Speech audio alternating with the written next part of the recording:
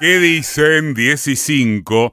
El último dato que tenemos de hoy a la mañana, según nuestras fuentes, es que se habría caído definitivamente el nombramiento del Gurka Gabriel Rubinstein como viceministro de Economía. Todo en potencial porque con este gobierno nunca se sabe. En verdad es insultante que siquiera se haya pensado en este tipo, más allá del contexto. Y es casi incomprensible que a Massa se le escapara justo esta tortuga, un odiador serial. Alguno dirá, bueno, ¿y el resto? No, no es lo mismo en un punto. Uno puede entender que esté virtualmente acéfala el área de energía, nada menos, porque forma parte de la interna eterna entre el kirchnerismo y las restantes líneas del Frente de Todos. Pero esto, muchachos, un poco de decoro, ¿eh? Un poco.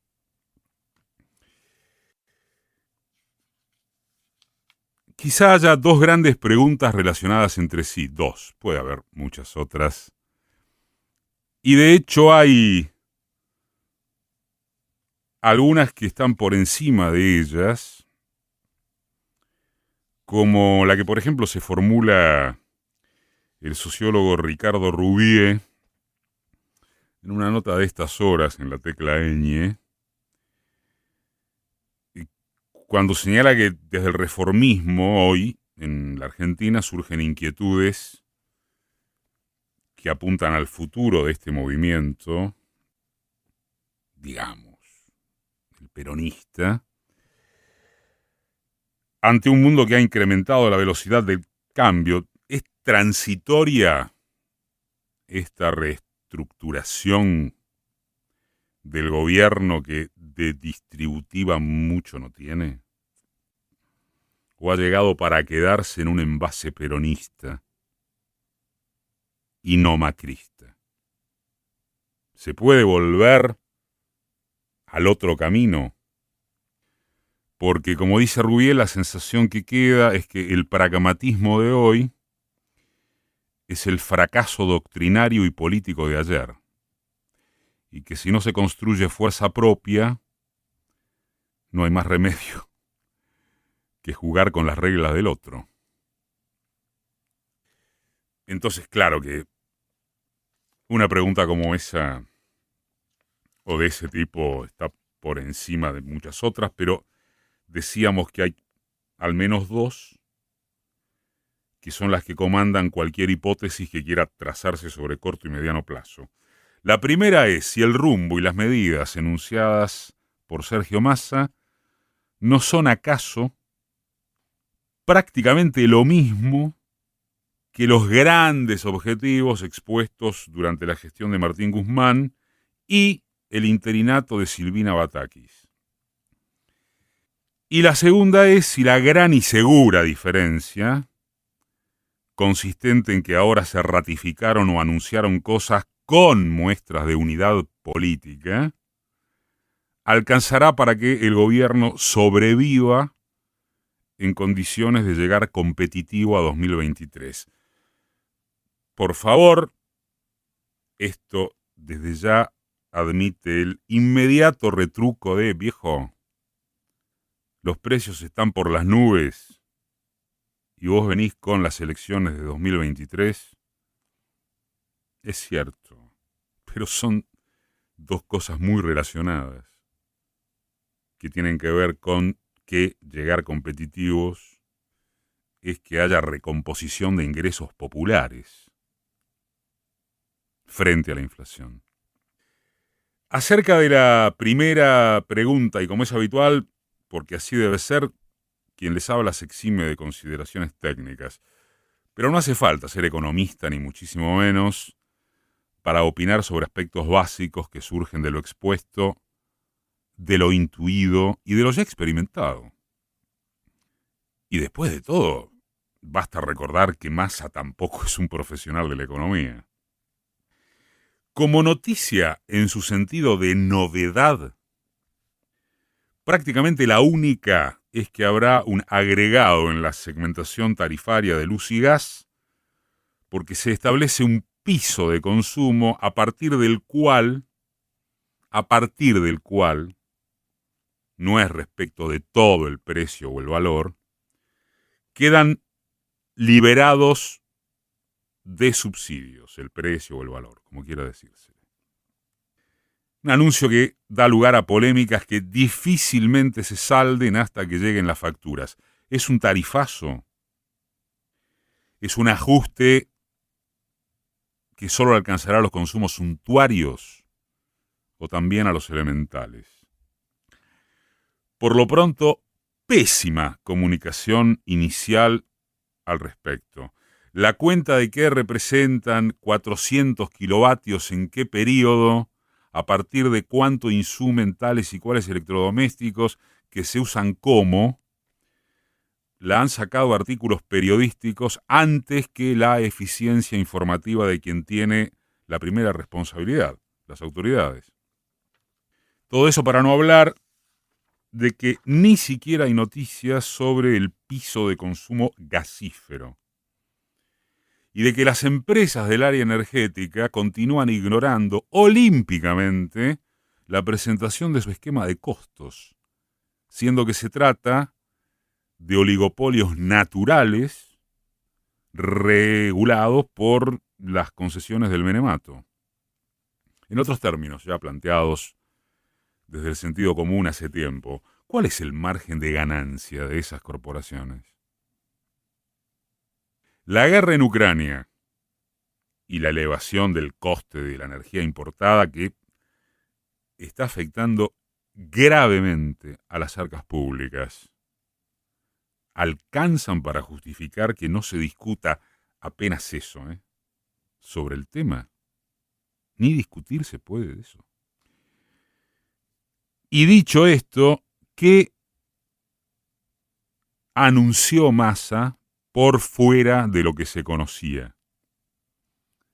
De lo que se conocía e implementaba. Aquí es donde todo se simplifica o complejiza. Las dos sensaciones o certezas son válidas. Massa dijo textual o literalmente las siguientes cosas: que debe lograrse con prioridad absoluta la recomposición de reservas porque sin dólares capaces de afrontar demanda no ya especulativa, sino de mero funcionamiento de la economía, sin dólares no hay tutía posible. En esto es imposible no estar de acuerdo. Dijo que debe avanzarse hacia el equilibrio fiscal y que se refuerza el compromiso de cumplir las pautas de déficit acordadas con el Fondo Monetario. Esto es lo mismo que había dicho Batakis. Dijo que se esperanza o asienta en un compromiso de los productores agropecuarios para que vendan sus pertenencias a los exportadores vía estímulos del tipo dólar soja, más la probabilidad de acceder a nuevos créditos con organismos financieros internacionales, más queda implícito fondos cataríes o símiles. ¿Qué distingue a eso de haber fantaseado con el apoyo extraordinario de chinos y rusos? Dijo que se denunciarán aquí en Estados Unidos las maniobras de subfacturación de exportaciones y de exportaciones, sub y sobre, para decirlo bien, por las cuales se estima que se fugan 500 millones de dólares por mes. Esto también ya formaba parte del digesto de la minuta que había en danza. Y dijo que se lanzará un canje voluntario para los vencimientos en pesos de los próximos 90 días.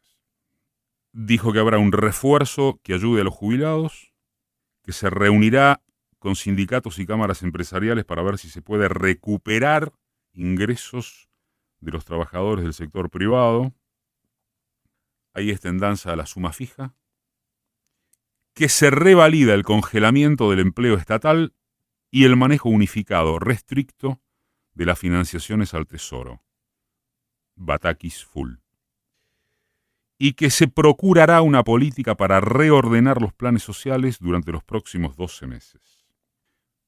En esta apretada síntesis que, gracias y tal vez, puede resumir diagnóstico, intenciones y medidas anunciadas. ¿Hay algo profundamente alternativo o alterativo al comparárselo con el tono general de un gobierno que ha tenido sus méritos, pero que también ha vivido disparándose a los pies hasta que el ataque de los mercados tuvo éxito y todas y todos los referentes oficiales debieron sentarse a negociar entre ellos para, aunque sea, frenarse ante el abismo? En verdad cabría arriesgar que la respuesta es no. No hay nada demasiado diferente. Con, vamos, aquella salvedad de que ahora parece se ha cumplido la condición tan insuficiente como necesaria. Unidad política en el respaldo a virtualmente lo mismo que a grandes rasgos venía haciéndose. Lo mismo remite a lo estructural y no pierde de vista novedades escenográficas que en política son o pueden ser muy importantes.